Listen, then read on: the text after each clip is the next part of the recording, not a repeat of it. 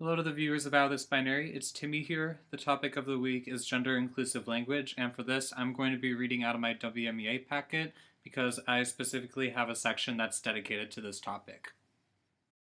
So because the audience of this packet is specifically educators, the people I'm addressing mostly that need this trans inclusion refers to students, but for the sake of this video, I'm going to try to redo the language so that it's generally talking about trans and non-binary people. So, simplest way you can be an ally for trans or non-binary people is to use gender-inclusive language. You may have people in your life that are non-binary or gender questioning, and to acknowledge their existence as valid, it would be considered a very polite gesture to not address groups of people as ladies and gentlemen or boys and girls. This really sends a message that gender experience is only valid in a binary option. Instead, addressing people in gender neutral ways such as folks, esteemed guests, is considered much more polite. When addressing individual people that you know are transgender, it's very important to find out what their pronouns are. If you don't know a person's pronouns and you're not sure how to address them, it's always a polite and validating gesture to ask what their pronouns are. And when a person tells you what their pronouns are, it's generally a good move to use proper monikers, nicknames, and titles that are associated with that specific gender. Let me see. So there may be some people in your life that use fairly untraditional pronouns outside of he, him, his, and she, her, hers, and even they, them, theirs. There are neopronouns that some trans people use, such as fey, fair, fairs, am, er, ze, here, heres. I hope I'm pronouncing those correctly. These pronouns, I think, are pretty gender ambiguous sometimes, and it's still generally considered polite to ask if there are preferred monikers, nicknames, and titles to use for those people, the same you would with pronouns. So there's gender-inclusive language pretty straightforward, and now I'm just going to address a lot of counter-arguments I've heard before.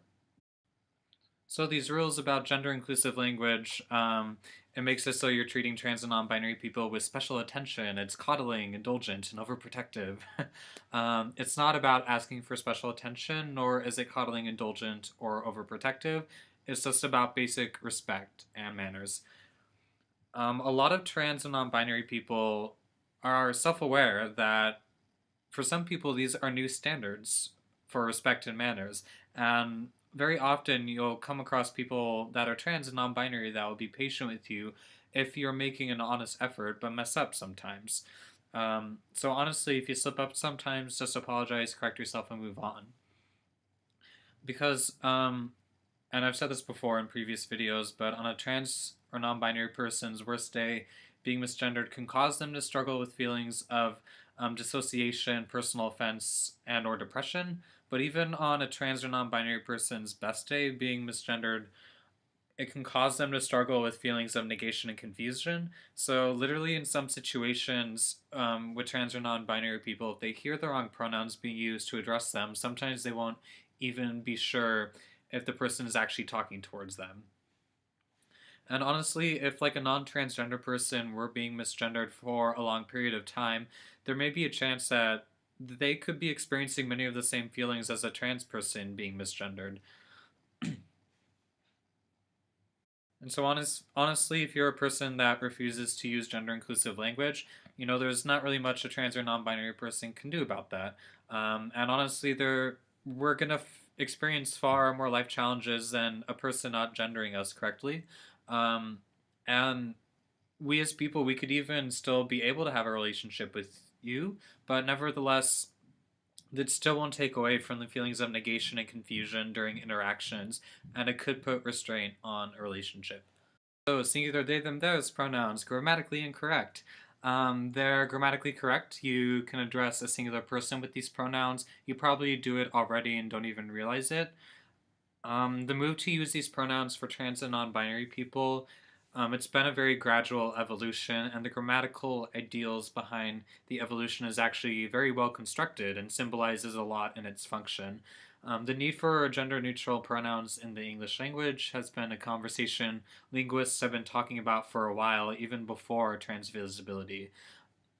And if you want more information about the grammar ideals behind it, you should go definitely check out some of my writings. So neopronouns, objections to that. They're ridiculous and frivolous. I don't feel like I'll be able to remember these pronouns. Um, you can feel whatever you want towards pronouns and think they might have strange connotations. Me personally, I will admit that I feel pronouns they, them, theirs for trans and non-binary people will be more likely to catch on as compared to neopronouns, simply because it feels kind of like a more natural evolution in language. But again, if you have a person that goes by a neopronoun and you don't use it for this person, there's not much they can do, and they're going to experience far more life challenges than a person not gendering them correctly. And they could still possibly have a relationship with you, but it still won't take away from feelings of negation, confusion, and restraint. So this next question slash objection is actually a pretty good one to think about, and I think should be discussed about more often in detail. So male and female, that refers to sex. Man and woman refers to gender. What's wrong with me using male to address a student who is a trans woman or female to address a student who is a trans man? Isn't that the scientifically correct way to address them?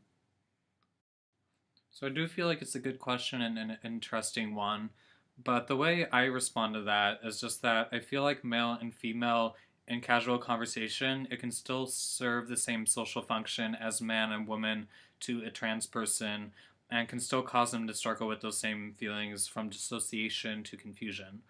And there are some trans or non binary people that do experience such intense body dysphoria that they feel completely dissociated from their body being labeled by the designated sex terms they received at birth.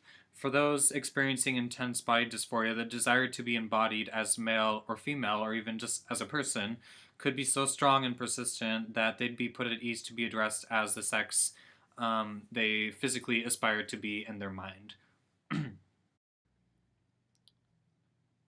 So the other part to this question is that intersex people exist. It is a different identity from being transgender. However, there are people that are intersex and transgender who usually have had unethical cosmetic operations at birth to normalize their body into a binary sex or gender. And there are testaments available of folks that have had struggles with gender identity stemming from these physical operations, even if the trans person wasn't informed about it right away. Therefore, the desire for a trans person to not be addressed by male or female could also be rooted in feelings of uncertainty if they actually fit into the sex categories, especially because a lot of these operations have happened without consent.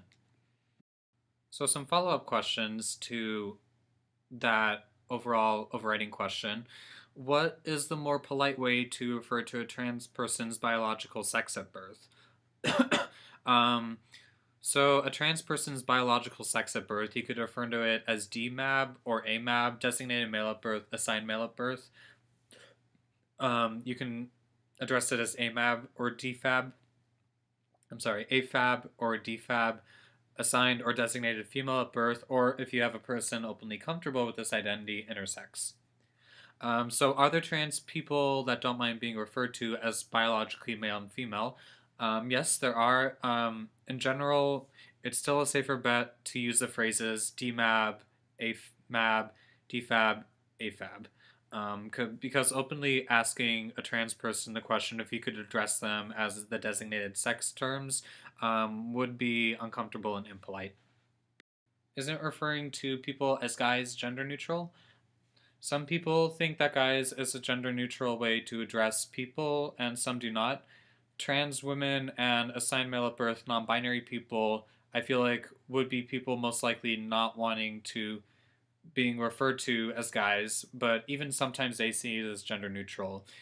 In general, with casual conversation, I think it's a safer bet to opt out of the habit of calling groups of people by guys. It's a term I would say that's much less distressing than a trans woman being called a man, or even a non binary person who's assigned male at birth being called a man, but it would still be considered a polite gesture to try to opt out of that habit.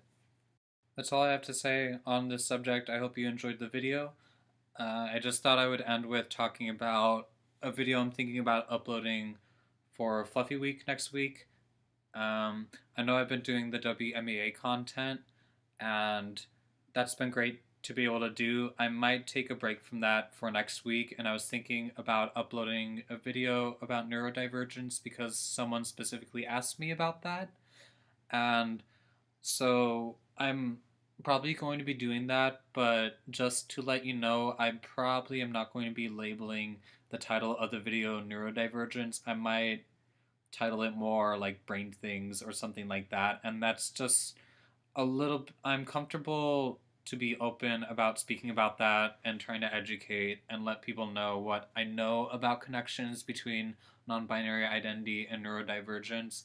But it is something I feel like I don't have all the information on and something I'm a little self conscious about on the internet. So I just thought I'd forewarn you and let you know that I want to do a video about neurodivergence, but it probably won't be labeled that directly.